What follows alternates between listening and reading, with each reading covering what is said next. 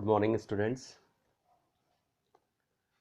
Online classes में आपका स्वागत है। और जैसा कि आप सभी जानते हैं कि लास्ट वीडियो में हमने जहां पर हमारा टॉपिक छोड़ा था शेयर्स और डिबेंचर्स, उसके हम कुछ इम्पोर्टेंट एमसीक्यू फॉलो कर रहे थे। और आज उसी सीरीज़ में हम आगे बढ़ाते हुए कुछ और इम्पोर्टेंट आपके वस्तुनिष्ठ प्रश्न एमसीक्यू को फॉलो करेंगे। तो आप एक बार फिर तैयार हो जाइए, क्योंकि ये सारे जो एमसीक्यू हैं ये आपके एग्ज़ाम्स के बिहाफ पे इम्पॉर्टेंट हैं, जो कि माध्यमिक शिक्षा मंडल ने अपने प्रश्न बैंक में दिए हुए हैं। हिंदी और इंग्लिश मीडियम वालों के लिए सेम प्रोफाइल रहेगा, कोई प्रॉब्लम नहीं है। काफ़ी इम्पोर्टेंट चैप्टर है, करीब 35 नंबर का चैप्टर होता है, जो कि आपके बहुत सारे प्रॉब्लम्स को सॉल्व कर देगा। और काफ़ी इजी चैप्टर है, जिसको आप आसानी से थोड़ी भी पढ़ाई करके आसानी से एक अच्छे नंबर इसमें अर्न कर सकते हैं।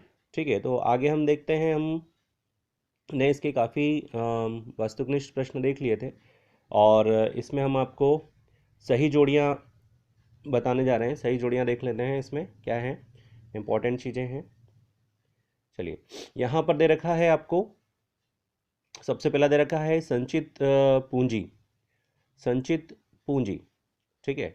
अब फर्स्ट ऑप्शन दे रखा है आपको संचित पूंजी। चलिए बताइए इसका आंसर्स क्या होगा संचित पूंजी का। ऑप्शन आपको दे रखे हैं। और संचित पूंजी क्या होती है, रिजर्व कैपिटल क्या होती है आपकी, है ना। उसके बाद आपको दे रखा है लाभांश की दर अनिश्चित है, यहाँ पर भी आपको बता रखा है। फर्स्ट हमारा दे रखा है संचित पूंजी, रिजर्व कैपिटल दे रखा है। रिजर्व कैपिटल का जो आंसर होगा यह होगा आपके कंपनी के समापन पर। तो फर्स्ट का जो आंसर है ये आपका जाएगा ई, कंपनी के समापन पर। ठीक है, reserve capital, dissolution of the company. दूसरा दे रखा है आपको लाभांश की दर अनिश्चित होती है। लाभांश की दर, जो डिविडेंड की जो परसेंटेज होती है वह फिक्स्ड नहीं होती है। तो हमने पहले भी डिस्कस किया था कि एक तो आपके इक्विटी शेयर्स होते हैं और एक आपके प्रेफरेंशियल शेयर्स होते हैं। इक्विटी शेयर्स पे जो डिविडेंड है वो निश्चित नहीं होता है, जबकि प्रेफरेंशियल शेयर्स पे निश्चित होता है। तो इसका राइट आंसर हो जाएगा कि जो डिविडेंड की दर है, लाभांश की दर है, अनिश्चित किस पे होती है, देखिए समता अंशों पर होती है। तो इसका जो राइट आंसर हो जाएगा आपका इक्विटी शेयर्स, समता अंशों पर लाभांश की दर जो होती है वो अनिश्चित होती है। पार्षद सीमा नियम, मेमोरेंडम ऑफ आर्टिकल दे रखा है आपको पार्षद सीमा नियम। पार्षद सीमा नियम कंपनी का एक महत्वपूर्ण प्रलेख होता है। ठीक है, इसको हम कंपनी की जो है एक तरह से आधारशिला भी कह सकते हैं कि महत्वपूर्ण प्रलेख है। और उसी के बाद आपकी कंपनी का रजिस्ट्रेशंस होता है, और memorandum of article, memorandum of associations. ठीक है, देन टेबल ए, बहुत सारे जो डॉक्यूमेंट्स हैं वो प्रवर्तक रजिस्ट्रार के सामने पेश करता है। तो एक महत्वपूर्ण प्रलेख है, तो इसका आंसर हो जाएगा कि कंपनी की एक आधारशिला है। ठीक है, महत्वपूर्ण प्रलेख होता है। चलिए आगे देखते हैं हम, आगे क्या दिया हुआ है। आगे आपको दिया हुआ है यहाँ पर अधिकृत पूंजी, ऑर्थोराइज कैपिटल। ठीक है, ऑर्थोराइज कैपिटल क्या होती है, तो ऑर्थोराइज कैपिटल जो होती है इसका आंसर होगा हमारा रजिस्टर्ड पूंजी। रजिस्टर्ड पूंजी, ठीक है, रजिस्टर्ड पूंजी जो होती है आपकी अधिकृत पूंजी, ऑर्थोराइज कैपिटल जो होती है एक रजिस्टर्ड पूंजी होती है। उसका कंपनी में पूरा का पूरा एक रजिस्टर्ड होती है, यानी ऑर्थोराइज्ड होती है एक तरह से, जो कि कंपनी की एक आधारशिला भी होती है। चलिए आगे हम अब बढ़ते हैं। यहाँ पर आपको दे रखा है अति अभिदान। ठीक है, अति अभिदान का मतलब होता है ओवर सब्सक्रिप्शन। क्या होता है, ओवर सब्सक्रिप्शन। ओवर सब्सक्रिप्शन मैंने आपको कल भी बताया था, नेक्स्ट वीडियो में भी बताया था कि ओवर सब्सक्रिप्शन और अंडर सब्सक्रिप्शन दो चीज़ें चलती हैं। ओवर सब्सक्रिप्शन, ठीक है, ओवर सब्सक्रिप्शन का मतलब होता है कि जब आपके पास मार्केट में आपने जो भी अंश दिए हैं उन अंशों के लिए ज़्यादा एप्लीकेशंस आ जाएं। ठीक है, ज़्यादा आपके पास एप्लीकेशंस आ जाएं, तो वो जो होता है वो आपका ओवर सब्सक्रिप्शन वाला क्वेश्चन कहलाता है। ठीक है, मान लीजिए आपके पास 10,000 अंश है और कंपनी ने जो है 12,000 अंशों के लिए आपके लिए आवेदन किया, आपको 12,000 शेयर्स की डिमांड कर दी, पर आपके पास 10,000 शेयर्स ही हैं, इसलिए जो 2,000 शेयर्स की राशि है वो आपकी क्या कहलाएगी, अति अभिदान कहलाएगी। तो जो ये अति अभिदान होता है आपका, है ना, इसका आंसर देख लेते हैं कि अति अभिदान, अति अभिदान 5वें नंबर का पॉइंट है आपका, अति अभिदान ओवर सब्सक्रिप्शन। और ओवर सब्सक्रिप्शन का जो भी होता है पैसा होता है, इसकी दो कंडीशंस होती है, या तो इसका अनुपातिक आवंटन हो जाता है, इसका राइट आंसर पहले हम देख लेते हैं, इसका है अनुपातिक आवंटन। ठीक है, इसका अनुपातिक आवंटन हो जाता है या यह राशि वापस लौटा दी जाती है। ठीक है, तो एक तो प्री रोटा अलॉटमेंट जिसको हम बोलते हैं, प्री रोटा अलॉटमेंट, या ठीक है अनुपातिक आवंटन होता है, या ये जो एक्सेस मनी है, ये जो भी एक्सेस मनी है इसको हम क्या कर देते हैं, रिटर्न कर देते हैं। एक्सेस मनी को हम क्या कर देते हैं, रिटर्न कर देते हैं। ठीक है, तो जो भी आपकी चीज़ें रहती हैं, अति अभिदान जो कहलाता है, अति अभिदान में जो भी चीज़ें आपकी होती हैं उन्हें या तो अनुपातिक आवंटन के द्वारा एडजस्ट कर दिया जाता है, या ये सारी की सारी चीज़ें क्या कर दी जाती है, एक्सेस जो मनी होती है वो रिटर्न कर दी जाती है। चलिए आगे देखते हैं, आगे की क्या दिया हुआ है। आगे दे रखा है निश्चित दर से लाभांश, यानी ऐसा कौन सा शेयर है, ऐसा कौन सा शेयर्स है जिसके ऊपर निश्चित दर से लाभांश दिया जाता है। तो वापस हम देखते हैं कि एक तो इक्विटी शेयर्स होते हैं, एक प्रेफरेंशियल शेयर होते हैं, और प्रेफरेंशियल शेयर्स के आगे एक परसेंटेज लिखा होता है, चाहे वो 6% प्रेफरेंशियल शेयर्स हो, चाहे वह हमारे 7% प्रेफरेंशियल शेयर्स हों। ये जो भी प्रेफरेंशियल शेयर्स होते हैं, प्रेफरेंशियल शेयर्स का मतलब ये होता है कि कंपनी ने एक परसेंटेज फिक्स कर दिया है पूर्वाधिकार अंशों वालों को कि इतना परसेंटेज दिया ही जाएगा, इसलिए कभी भी इक्विटी शेयर्स होल्डर पर डिविडेंड की दर निश्चित नहीं होती है। पर जो भी हमारे प्रेफरेंशियल शेयर्स होते हैं, प्रेफरेंशियल शेयर होल्डर होते हैं, उनके ऊपर जो होती है एक लाभांश की दर हमेशा निश्चित होती है, और उन्हें उसी लाभांश की दर से डिविडेंड दिया जाता है। तो यहाँ पर हम देखते हैं कि यहाँ पर आपका आंसर कौन सा हो जाएगा कि निश्चित दर से लाभांश दिया जाता है। तो निश्चित दर से हमेशा लाभांश दिया जाता है पूर्वाधिकार अंश प्रेफरेंशियल शेयर्स पे दिया जाता है। तो इसका आंसर हो जाएगा आपका प्रेफरेंशियल शेयर्स। ठीक है, प्रेफरेंशियल शेयर्स के आगे एक परसेंटेज लिखा होता है, ये चीज़ आपको हमेशा ध्यान रखनी है, जिसकी दर से उसके ऊपर लाभांश दिया जाता है, और लाभांश की एक निश्चित दर से दिया जाता है। आगे हम देखते हैं, यहाँ पर नेक्स्ट क्वेश्चन आ रहा है आपका साधारण ऋण का। ठीक है, साधारण ऋण का जो भी भुगतान है ना, वो क्या किया जाता है, कंपनी की इच्छा पर पुनर्भुगतान कर दिया जाता है। साधारण ऋण जो भी आपका जनरल लोन होता है, ठीक है, तो कंपनी की इच्छा से, ठीक है, इसका राइट आंसर हो जाएगा साधारण ऋण का कंपनी की इच्छा से पुनर्भुगतान किया जाता है। चलिए नेक्स्ट है आपका समता अंशधारी। समता अंशधारी जो होते हैं वो कंपनी के जो होते हैं वो वास्तविक स्वामी होते हैं। कौन? समता। तो इसका जो आंसर हो जाएगा आपका समता अंशधारी equity share holder. Equity share holder का आंसर हो जाएगा आपका कंपनी के वास्तविक स्वामी होते हैं। ठीक है, कौन? समता अंशधारी। और जो पूर्वाधिकार अंशों की बात करते हैं तो पूर्वाधिकार अंश वाले जो होते हैं वो नाम मात्र के स्वामी होते हैं। जो प्रेफरेंशियल शेयर्स होल्डर होते हैं वो कंपनी के प्रबंध में भाग ले सकते हैं। ठीक है, कंपनी के हिसाब किताब को चेक कर सकते हैं। ठीक है, और एक तरह से कंपनी के प्रबंध में पूरी तरह से भाग ले सकते हैं। ठीक है, पार्टिसिपेट कर सकते हैं। ठीक है, और कंपनी के हिसाब किताब की जांच कर सकते हैं। उसमें यदि कोई चुनाव हो रहा है तो उसमें मत देने का अधिकार होता है समतांशधारियों को। क्लियर? चलिए आगे हम बढ़ते हैं कि आई होप आपको दोनों में डिफरेंस समझ में आ गया होगा कि समता अंशधारी और पूर्वाधिकार अंशधारी क्या होते हैं। नेक्स्ट आपको दिया हुआ है वाहक ऋण पत्र। ठीक है, वाहक ऋण पत्र क्या होता है?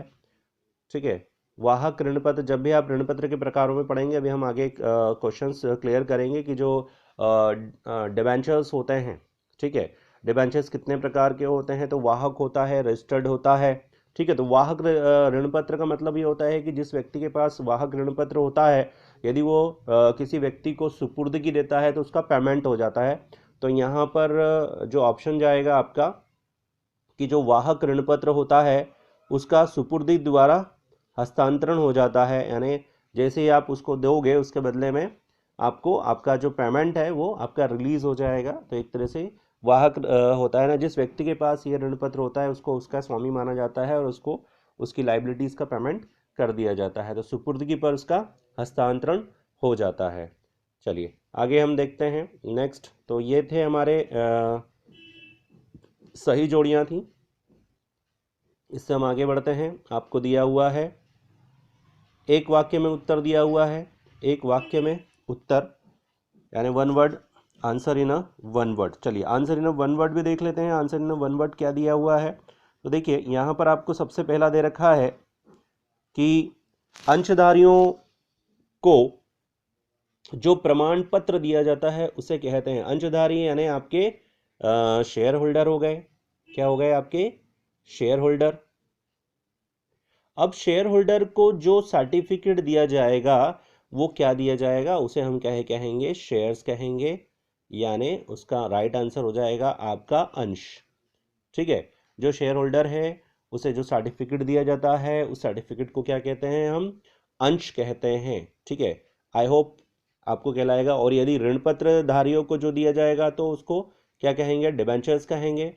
ठीक है, चलिए नेक्स्ट इसको भी देख लेते हैं। नेक्स्ट आपका क्वेश्चंस दिया हुआ है, कंपनी की स्थापना करने वाले व्यक्ति को कहते हैं। देखिए प्रमोटर्स यानी आपका प्रवर्तक जो होता है, मैंने आपको पहले ही बताया जो प्रवर्तक होता है, प्रवर्तक वह व्यक्ति होता है, प्रमोटर्स बोलते हैं।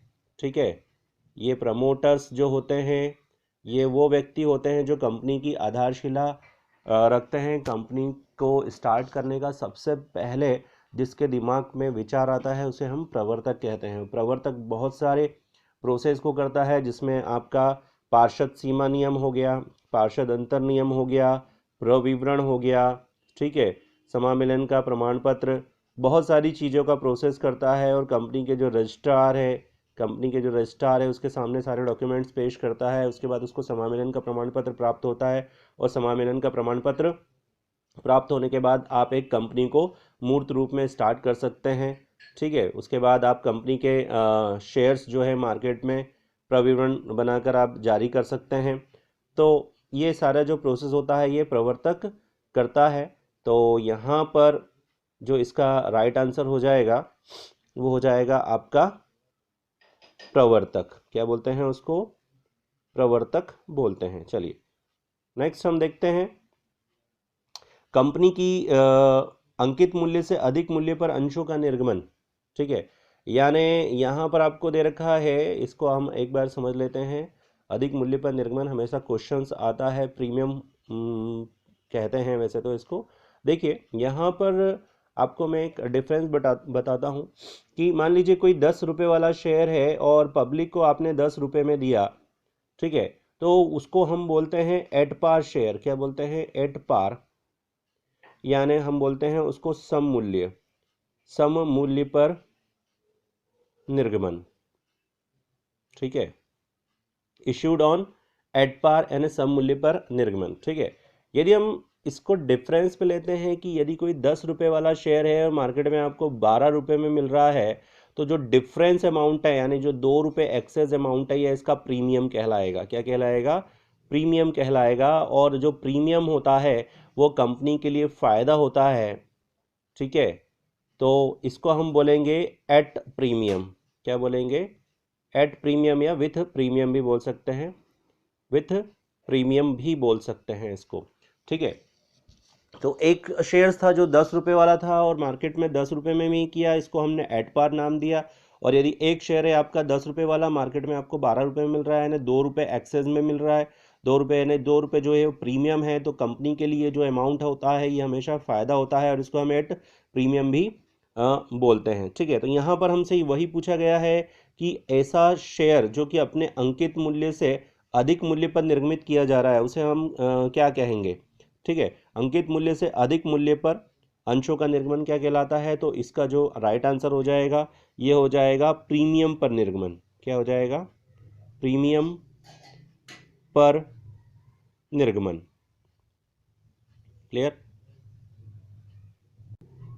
देखते हैं, आई होप ये आपको समझ में आया होगा। चलिए आगे बढ़ते हैं। इसमें नेक्स्ट आपको क्या दिया हुआ है?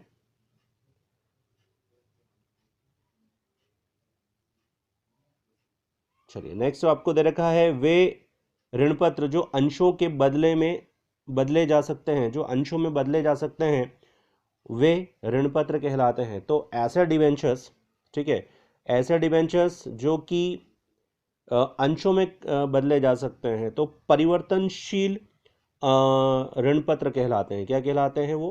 परिवर्तनशील, परिवर्तनशील ऋण पत्र कहलाते हैं। ठीक है, इंग्लिश मीडियम वालों के लिए हो जाएगा कन्वर्टेबल, कन्वर्टेबल डिबेंचर्स। ठीक है, कन्वर्टेबल डिबेंचर्स कहलाएंगे ऐसे डिबेंचर्स जो अंशों में बदले जा सकते हैं, यानी जिनके बदले में हम अंशों का निर्गमन कर सकते हैं, और डिबेंचर्स तो वो कन्वर्टेबल डिबेंचर्स कहलाते हैं। ठीक है, इंपॉर्टेंट क्वेश्चन है और हमेशा ऑब्जेक्टिव्स में पूछा भी जाता है कि वे कौन से डिबेंचर्स होते हैं जो अंशों में बदले जा सकते हैं। तो कन्वर्टेबल डिबेंचर्स आपको इसका आंसर याद रखना है। चलिए नेक्स्ट आप हम आगे बढ़ते हैं। आपको दिया हुआ है दीर्घकालीन ऋणों के लिए जारी प्रपत्र। ठीक है, यदि आपको एक लॉन्ग टर्म लोन लेना है, आपकी कंपनी है और आप एक लॉन्ग टर्म लोन चाहते हैं मार्केट से, तो आप लॉन्ग टर्म लोन चाहते हैं तो मार्केट में आपको क्या करना पड़ेगा? अपने ऋण पत्र मार्केट में आपको निर्गमित करना पड़ेंगे, यानी आपको जो है आपके जो डिबेंचर्स हैं, ठीक है, आपके जो डिबेंचर्स हैं वो डिबेंचर्स आपको मार्केट में इशू करना पड़ेंगे। ठीक है, तो उसका सही आंसर हो जाएगा आपका डिबेंचर्स, यानी आपको ऋण पत्र कहलाएंगे। और ऋण पत्रों के माध्यम से जो राशि कंपनी के पास आती है वो एज अ लॉन्ग टर्म होती है। ठीक है, उसका उपयोग कंपनी अपने विभिन्न प्रकार के कार्यों में करती है। और ठीक है, तो एक जो कंपनी को भी जब भी लॉन्ग टर्म लोन की रिक्वायरमेंट होती है तो मार्केट में क्या निकालती है? डिबेंचर्स निकालती है। क्लियर? और जो भी व्यक्ति इन डिबेंचर्स को परचेज करता है वो डिबेंचर होल्डर होता है, यानी ऋण पत्रधारी होता है। और जो भी आपका डिबेंचर होल्डर होता है ना, जो भी आपका डिबेंचर्स होता है या डिबेंचर्स होल्डर होता है, उस डिबेंचर्स होल्डर को इसके बदले में कंपनी इंटरेस्ट पे करती है। ठीक है, कंपनी क्या पे करती है? इंटरेस्ट पे करती है। और हर डिबेंचर्स के आगे एक परसेंटेज लिखा होता है। इस परसेंटेज का मतलब यही होता है कि उसके ऊपर उसका इंटरेस्ट फिक्स होता है। तो जो भी कंपनी ने वादा किया है आपको कि आप यदि हमारे डिबेंचर्स परचेज करते हैं तो हम आपको इतने % का इंटरेस्ट पे करेंगे, ये इसकी एक कन्फर्मेबिलिटी होती है, एक वादा होता है कि हम आपको इतनी चीज़ें या इतना परसेंटेज का जो इंटरेस्ट है उसको पे करेंगे। चलिए ठीक है, आगे देखते हैं हम आगे क्या दिया हुआ है। नेक्स्ट आगे ये हमारे इम्पोर्टेंट MCQ जो है कंप्लीट हो गए हैं, और इसमें हम क्वेश्चंस जो हमने आगे के वीडियो में वैसे डिस्कस कर लिए थे, और दोबारा से आपको वेरी शॉर्ट में कौन से क्वेश्चंस दे रखे हैं। सबसे पहले आपको दिया हुआ है अंश किसे कहते हैं। ठीक है, तो अंश का मतलब सीधा सा होता है, अंश का मतलब होता है एक टुकड़ा, एक हिस्सा, एक भाग। ठीक है, जब भी कंपनी को पूंजी की आवश्यकता होती है वो मार्केट में अपने अंश निकालती है, अपने मार्केट में अंश निकालती है, क्योंकि जब भी कंपनी को पैसे की ज़रूरत होती है, वो बड़ी मात्रा में पैसे की ज़रूरत होती है, और उस बड़ी मात्रा में पैसा एकदम से मार्केट से निकालने से अच्छा है कि वो उसको टुकड़ों में लेती है, यानी बहुत सारे व्यक्तियों से अपने पूंजी एकत्रित करती है। और इस पूंजी को एकत्रित करने के लिए वो मार्केट में क्या करती है? बहुत सारे अंश निकालती है। जो व्यक्ति इस अंश को खरीदते हैं वो शेयर होल्डर होते हैं, और शेयर होल्डर को डिविडेंड मिलता है, ये मैं आपको बता चुका हूँ। और ये जो पूंजी, ये जो अंश होते हैं, ये जो पूंजी कंपनी के पास आती है, ये आपकी ऑथोराइज कैपिटल कहलाती है, अपने कंपनी की अधिकृत पूंजी कहलाती है। और कंपनी की अधिकृत पूंजी जो होती है बहुत छोटे छोटे टुकड़ों में विभाजित होती है, यानी छोटे छोटे अंशों में विभाजित होती है। इन अंशों की एक फेस वैल्यू होती है जो कि आपके शेयर होल्डर को पे करना पड़ती है, तो उसे अंश कहते हैं। ठीक है, कंपनी की परिभाषा दीजिए, तो देखिए कंपनी की परिभाषा अंडर 2030 1956 में आपको कंपनी की परिभाषा मिल जाएगी। कंपनी जो है एक कृत्रिम व्यक्ति, एक रोबोटिक पर्सन है, आर्टिफिशियल पर्सन है, जिसकी एक लिमिटेशंस होती है, आपकी इंडिपेंडेंट लाइबिलिटीज़ होती है। ठीक है, ये सारी चीज़ें आप उसमें पढ़ सकते हो। समतांश किसे कहते हैं, तो देखिए समतांश क्या होते हैं, समतांश वे अंश होते हैं जो पूर्वाधिकार अंश नहीं होते हैं। समतांशों पर अधिकतर लाभांश की दर अनिश्चित होती है, पर समतांशधारी जो होते हैं वो कंपनी के वास्तविक स्वामी होते हैं। ठीक है, कंपनी के संचालन में, प्रबंध में भाग ले सकते हैं। ठीक है, कंपनी के हिसाब किताब को चेक कर सकते हैं, है ना। कंपनी में यदि आपका चुनाव हो रहा है तो उसमें अपना मत दे सकते हैं।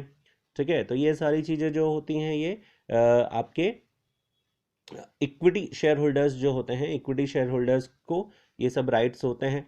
ठीक है, इसके अपोजिट में यदि हम बात करें तो भैया अपोजिट में बात करते हैं कि पूर्वाधिकार अंश, प्रेफरेंशियल शेयर होल्डर। तो देखिए प्रेफरेंशियल शेयर होल्डर वे शेयर होल्डर होते हैं जो कि समतांशधारी नहीं होते हैं। तो समतांशधारी नहीं होते हैं तो वो क्या कहलाएंगे, प्रेफरेंशियल्स होते हैं। प्रेफरेंशियल शेयर होल्डर्स के आगे एक परसेंटेज लिखा होता है। ठीक है, वो परसेंटेज इस बात का प्रूफ होता है कि प्रेफरेंशियल शेयर्स को इतना परसेंट डिविडेंड कंपनी की तरफ से मिलेगा ही मिलेगा, चाहे कंपनी की फाइनेंशियल कंडीशन कुछ भी हो। ठीक है, तो ये सारी चीज़ें प्रेफरेंशियल शेयर होल्डर के लिए होते हैं, पर ये नाम मात्र के स्वामी होते हैं। क्या होते हैं ये, नाम मात्र के स्वामी होते हैं, कंपनी के अधिकतर प्रबंध में भाग नहीं ले सकते हैं, और इनको जो राइट्स होते हैं वो भी लिमिटेड होते हैं। ठीक है, तो आप इस तरह से इसका आंसर दे सकते हो कि जो प्रेफरेंशियल शेयर होल्डर होते हैं वो कौन से होते हैं। ठीक है, पर इनके ऊपर लाभांश की दर जो होती है वो निश्चित होती है। नेक्स्ट आपको दे रखा है पार्षद सीमा नियम। ठीक है, memorandum of article, memorandum of association, दोनों ही इंपॉर्टेंट क्वेश्चन है। ठीक है, इसमें पार्षद सीमा नियम, पार्षद अंतर नियम दोनों ही इंपॉर्टेंट है, दोनों ही महत्वपूर्ण प्रलेख हैं। ठीक है, पार्षद सीमा नियम में कंपनी के संचालन के नियम होते हैं, कानून होते हैं, है ना, किस तरह से आपको कंपनी को रन करना है। और ये कंपनी का महत्वपूर्ण प्रलेख होता है। जब भी एक प्रवर्तक के दिमाग में कंपनी को स्थापना का निर्णय आता है, उसको बहुत सारे प्रलेख, बहुत सारे फाइलें जो होती हैं वो फाइलें बनाना पड़ती है। उस फाइलों में आपका पार्षद सीमा नियम, ठीक है, पार्षद सीमा नियम होता है। और पार्षद सीमा नियम में कंपनी के नियम कानून होते हैं, कंपनी को आपको किस तरह से रन करना है, ये सारी बातों की जानकारी पार्षद सीमा नियम में आपको मिलती हैं। और पार्षद अंतर नियम की बात करें तो पार्षद सीमा नियम में जो नियम बनाए गए हैं उन नियमों के उपनियम, यानी उनको कैसे आप लागू करेंगे, कैसे सिस्टम्स में लेके आएंगे, ये सारी चीज़ें पार्षद आपके अंतर नियम में होती हैं। ठीक है, आगे हम देखते हैं न्यूनतम अभिदान। मैंने आपको अभी समझाया है, आपका दो सब्सक्रिप्शन होते हैं, एक होता है न्यूनतम अभिदान और एक इसके अपोजिट में यदि अपन बात करें तो अति अभिदान होता है। दोनों को मैंने एग्जांपल्स भी दिया था आपको कि मान लीजिए आपके पास मार्केट में आपने 10,000 शेयर्स इशू किए, पर पब्लिक आपसे 12,000 शेयर्स के लिए एप्लीकेशन इनवाइट करती है, तो ये जो अधिक मात्रा में आपके पास एप्लीकेशन आ गई है, इसको हम अति अभिदान कहते हैं। ठीक है, ओवर सब्सक्रिप्शन कहते हैं। जो 2,000 शेयर्स आपके पास मार्केट में आ गए हैं, इसको अति अभिदान कहते हैं। और अति अभिदान अधिकतर या तो प्री रोटा अलॉटमेंट के थ्रू अनुपातिक आवंटन किया जाता है, या आपका एक्सेस अमाउंट जो है वो उसको रिटर्न कर दिया जाता है। ठीक है, ये दोनों चीज़ें होती हैं। और यदि हम इसका अपोजिट देखें कि वापस से यदि हम ये देखें कि यदि आपके पास मार्केट में 10,000 शेयर्स हैं, ठीक है, आपने मार्केट में 10,000 शेयर्स इशू किए और पब्लिक आपसे केवल 8,000 शेयर्स के लिए ही एप्लीकेशन मांगती है। ठीक है, यानी आपका अंडर सब्सक्रिप्शन का सवाल है, यानी 2000 शेयर्स जो है आपको कम एप्लीकेशन आई है। तो जब आपके पास मार्केट में आपने ज़्यादा इशू किए हैं, ठीक है, पर पब्लिक ने जो आपसे रिक्वायरमेंट मांगी है वो 8000 के लिए की है, तो ये वाला जो सवाल होता है ये हमारा अंडर सब्सक्रिप्शन वाला सवाल होता है। क्या होता है आपका? अंडर आपका सब्सक्रिप्शन वाला सवाल होता है, और इसी को हम बोलते हैं आपका न्यूनतम अभिदान। ठीक है, न्यूनतम अभिदान कहते हैं कि जब अंशों पर मांगी गई राशि से कम आवेदन पत्र प्राप्त होते हैं, ठीक है, ऐसी स्थिति को हम बोलते हैं न्यूनतम अभिदान, ठीक है, की स्थिति बोलते हैं। चलिए आगे बढ़ते हैं हम। आगे क्या दे रखा है? स्टॉक स्कंद किसे कहते हैं? तो स्टॉक स्कंद आपको सभी को मालूम है। स्टॉक्स अंतिम वर्ष के अंत में जो भी चीज़ें जो हैं आपकी बिकने से रह जाती हैं, स्टॉक्स, ठीक है। तो यहाँ पर आपको स्टॉक्स के बारे में बता रखा है कि स्टॉक और शेयर्स में अंतर भी आपको देखने को मिलेगा। आप इसको भी एक बार आप पढ़ सकते हैं, ठीक है, इंपॉर्टेंट क्वेश्चन है, इसको आप एक बार देखिएगा। उसके बाद आपको दे रखा है क्वेश्चन अग्रिम याचनाएं, ठीक है। अग्रिम याचनाएं किसे कहते हैं? अग्रिम याचनाएं यानी कॉल्स इन एडवांस। क्या बोलते हैं इसको? कॉल्स इन एडवांस, अग्रिम याचनाएं, ठीक है। Calls in advance, calls in advance का मतलब क्या होता है? कॉल्स इन एडवांस का मतलब होता है कि जब आपको कोई किस्त की राशि चाहिए शेयर होल्डर से और वो आपकी ड्यू डेट से पहले ही आपको मिल जाए, ठीक है, जब आपको आपकी ड्यू डेट से पहले ही वो सारी की सारी चीज़ें मिल जाए तो उसको हम क्या बोलते हैं? आपका calls in advance. Calls in advance की राशि जो होती है वो कंपनी के लिए फ़ायदा होती है, ठीक है, इसलिए हर कंडीशन में कॉल्स इन एडवांस क्या होता है? क्रेडिट होता है, ठीक है, अग्रिम याचना, ठीक है। और कॉल्स इन एडवांस का अपोजिट होता है calls in error. Calls in error, calls in advance company के लिए फ़ायदा होता है, जबकि कॉल्स इन एरर कंपनी के लिए नुकसान होता है, ठीक है। चलिए इसको भी, इसको क्वेश्चंस को एक बार हम समझ लेंगे कि क्या होता है क्वेश्चंस, ठीक है। नेक्स्ट हम आगे बढ़ते हैं इसमें, इसके क्वेश्चन आंसर्स को भी एक बार हम देख लेंगे। नेक्स्ट है हमारा क्वेश्चन दिया हुआ है आपका अंशों के हरण से आप क्या समझते हैं? What do you mean by forfeited of share? Forfeited of share, forfeited of share, company forfeited of share किसे कहते हैं? कंपनी के हरण से, अंशों के हरण से आप क्या समझते हैं? तो देखिए, जब कोई भी अंशधारी अपनी नियत तिथि पर या ड्यू डेट पर अपने अंशों का पेमेंट नहीं कर पाता है तो उसके अंशों को कंपनी के द्वारा, कंपनी की साधारण सभा में एक प्रस्ताव पारित करके उसको 1 या 2 नोटिस देने के बाद उसके अंशों को जब्त कर लिया जाता है, और इसी जो जब्ती है, अंशों की जब्ती है, उसे ही हम अंशों का हरण कहते हैं। यानी आपने जो आपका शेयर होल्डर है उसको आपने नोटिस पे किया, पर वो नोटिस का आपको जवाब नहीं दे रहा है, ठीक है, आपने उसको नोटिस दिया।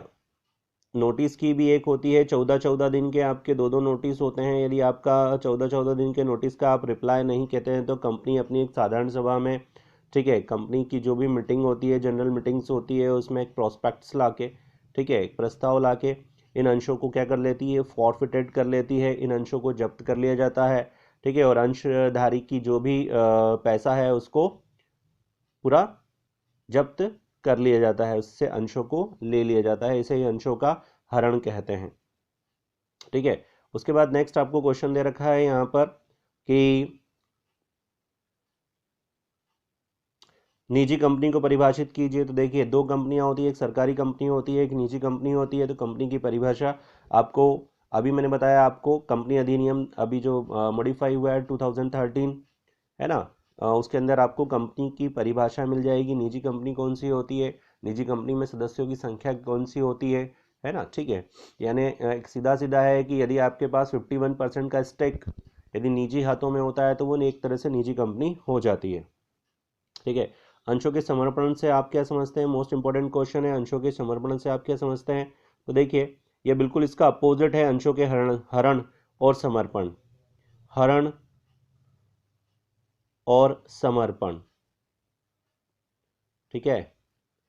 देखिए हरण जो होता है वो कंपनी खुद करती है, कंपनी खुद करती है, यानी कंपनी को आप पैसा नहीं चुका रहे हो तो कंपनी गई और आपसे आपके अंशों को हरण कर लिया, यानी आपसे उसको जब्त कर लिया। पर समर्पण का मतलब होता है जब आप खुद आगे रह के, आपके पास पेमेंट नहीं है और आपको मालूम है कि आप अंशों का भुगतान नहीं कर सकते हो, तो आपने जाके अंशों को कंपनी को वापस दे दिया, ठीक है। तो ये आपने सरेंडर किया। क्या किया आपने? आपने सरेंडर किया और यहाँ पर क्या हुआ? ये फॉरफिटेड हुआ, ठीक है। तो दोनों में बहुत डिफरेंस होता है। तो ये मोस्ट इंपॉर्टेंट क्वेश्चन भी बनता है कि अंशों के समर्पण और अंशों के हरण में अंतर बताइए। डिफरेंस बिटवीन वाला क्वेश्चन भी है, काफ़ी महत्वपूर्ण क्वेश्चन है जो कि हमेशा एग्जाम्स में आपको देखने के लिए मिलता है कि अंशों के हरण से आप क्या समझते हैं, अंशों के समर्पण से आप क्या समझते हैं। What do you mean by forfeited of share, what do you mean by surrender of shares, ठीक है। दोनों इंपॉर्टेंट क्वेश्चन है, ठीक है। नेक्स्ट हम आगे बात करते हैं यहाँ पर। तो आपको एक डिबेंचर्स की डेफिनेशंस दी हुई है, ठीक है। तो एक डिबेंचर्स की डेफिनेशन आप देख सकते हैं। डिबेंचर्स की उसके बाद है आपका ऋण पत्रधारी की वैधानिक स्थिति क्या होती है। तो देखिए अभी हमने देखा था कि जब भी कंपनी को एक दीर्घकालीन लोन चाहिए, क्या चाहिए? दीर्घकालीन लोन, ठीक है। यानी यदि हम बात करें कि एक लॉन्ग टर्म यदि कंपनी को लोन चाहिए होता है तो वो मार्केट में क्या निकालती है? वो मार्केट में अपना डिबेंचर्स निकालती है, ठीक है। तो जब भी मार्केट में कोई डिबेंचर्स होता है उसकी जो अवधि होती है वो एक लॉन्ग टर्म की होती है, ठीक है। तो यहाँ पर दे रखा है कि ऋण पत्रधारी की वैधानिक स्थिति क्या होती है? तो दीर्घकालीन होती है, लॉन्ग टर्म्स होती है, ठीक है, शॉर्ट टर्म्स के लिए नहीं होती है। चलिए ऋण पत्र क्यों निर्गमित किए जाते हैं? तो जब कंपनी को लॉन्ग टर्म लोन की रिक्वायरमेंट होती है तो ही आपके जो डिबेंचर्स जो होते हैं वो निर्गमित किए जाते हैं। कंपनी को क्या चाहिए रहता है? एक लॉन्ग टर्म लोन चाहिए रहता है, इसलिए मार्केट में वो अपने डिबेंचर्स इशू करती है। आगे हम बात करते हैं, कंपनी विधान द्वारा एक निर्मित कृत्रिम व्यक्ति है। बिल्कुल, देखिए कंपनी एक विधान द्वारा एक कृत्रिम व्यक्ति है, यानी कंपनी का निर्माण यदि आपको करना है तो बहुत सारे कानून हैं, बहुत सारे नियम हैं, उसके अंदर आपको कंपनी की स्थापना करना पड़ेगी।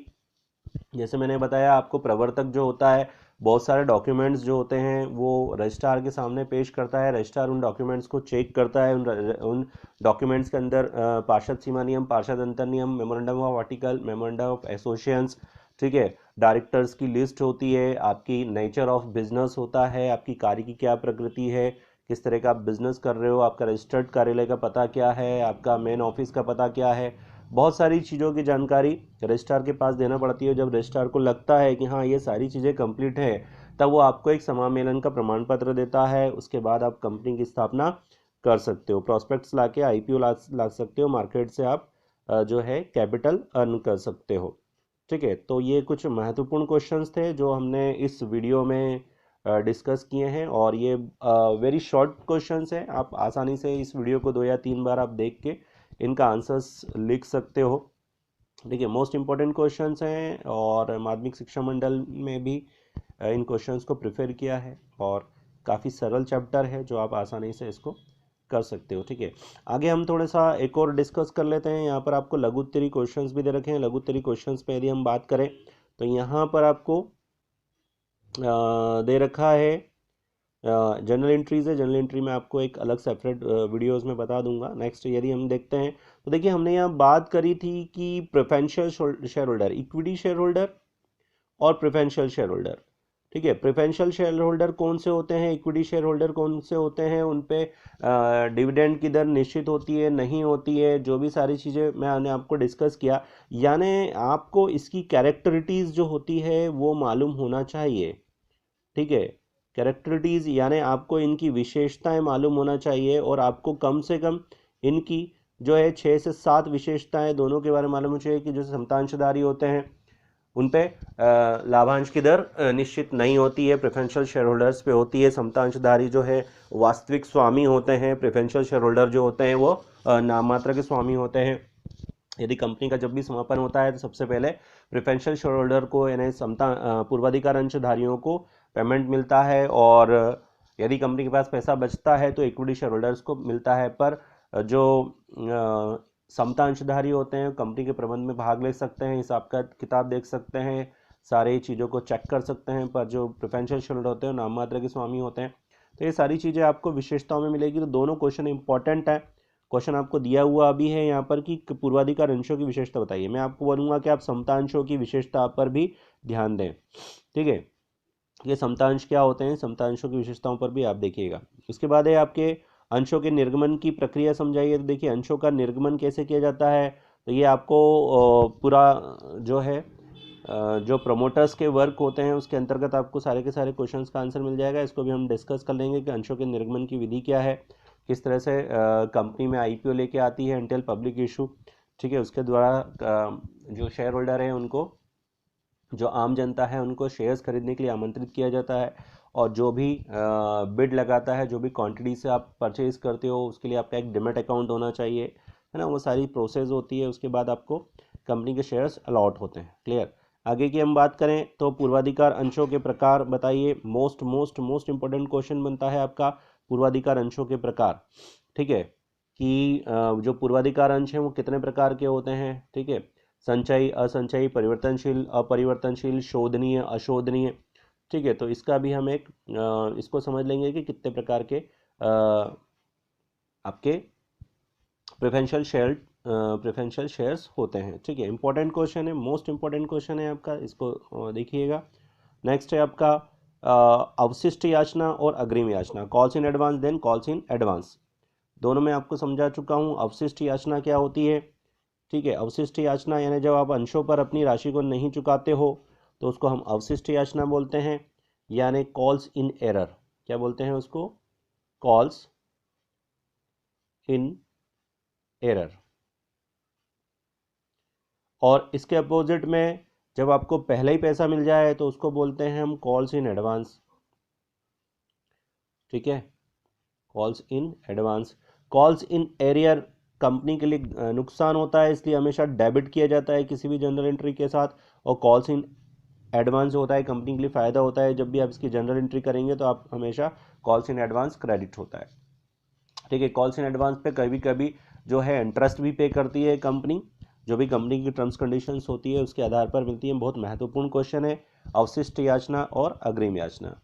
अवशिष्ट याचना, जब अंशधारी निश्चित समय पर या देय तिथि पर अपने अंशों का पेमेंट नहीं चुकाता है तो उसे हम क्या कहते हैं, अवशिष्ट याचना कहते हैं, ठीक है। अवशिष्ट याचना आपके आवेदन पे भी हो सकती है, एप्लीकेशन पे भी हो सकती है, अलॉटमेंट पे भी हो सकती है, फर्स्ट कॉल पे भी हो सकती है, सेकंड कॉल पे भी हो सकती है। उसके अपोजिट में जब अंशधारी समय से पूर्व ही अपने अंशों का भुगतान कर दे, अपने अंशों की किस्तों को चुका दे, तो उसको हम बोलते हैं calls in advance. Calls in advance company के लिए जब मिलता है, जब फ़ायदा होता है, तो जब भी मिलता है उसे हम क्रेडिट करते हैं, और जब भी हम इसको एडजस्ट करते हैं तब इसको हमको डेबिट करना पड़ता है। तो ये महत्वपूर्ण चीज़ है कॉल्स इन एरियर और कॉल्स इन एडवांस के लिए। आई होप आपको ये सारी चीज़ें समझ में आई होंगी। चलिए आगे हम देखते हैं। अति अभिदान का उदाहरण देकर समझाइए। तो मैंने आपको अभी समझाया था अति अभिदान और under subscription then over subscription, दोनों की मैं बता चुका हूँ। अंशों के निर्गमन की विधि, प्रक्रिया, memorandum of article, memorandum of association इसमें आपको मिल जाएगी। उसके बाद आपको क्वेश्चन दे रखा है कंपनी से क्या आशय है, कंपनी की विशेषताएं बताइए, ठीक है। तो कंपनी जो है का जो निर्माण होता है वो कानून के द्वारा होता है, ठीक है। और जो प्रवर्तक होता है वो कंपनी का निर्माण करता है। इसकी विशेषताएं, इसका भी आंसर हम ऑलरेडी डिस्कस कर चुके हैं। प्रेफरेंशियल शेयर होल्डर और पूर्वाधिकार अंशों में अंतर, ये भी मैं आपको अभी समझा चुका हूँ। पार्षद सीमा नियम, पार्षद अंतर नियम नियम होते हैं और इसको नियम को लागू करने के लिए अंतर नियम होते हैं, ठीक है। तो आज इस वीडियो में अभी हम इतने ही चीज़ों पर डिस्कस कर रहे हैं।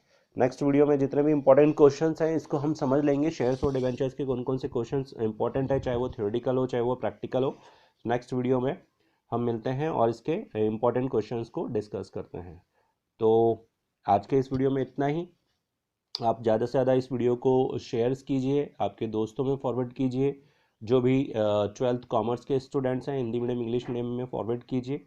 और आई होप ये सारे क्वेश्चंस आपकी एग्ज़ाम्स में आते हैं तो आप एक अच्छा परसेंटेज अर्न कर सकते हैं। और यदि आपने अभी तक हमारे चैनल को सब्सक्राइब नहीं किया है तो सब्सक्राइब कर लीजिए, बेल आइकन को दबा लीजिए ताकि यदि मैं कोई नया वीडियो डालता हूँ उसका नोटिफिकेशन आपको मिल जाए। और आप ज़्यादा से ज़्यादा अपने दोस्तों में इस वीडियो को शेयर कीजिए ताकि किसी की मदद हो सके। और कोई व्यक्ति यदि वो घर पे बैठा है, क्योंकि देखिए आपको मालूम है कि अभी कोरोना के कारण सभी स्कूल बंद हैं, तो किसी का बेनिफिट हो सकता है, किसी की मदद हो सकती है, तो आप उसको फॉरवर्ड कीजिएगा। Thank you very much. Thanks.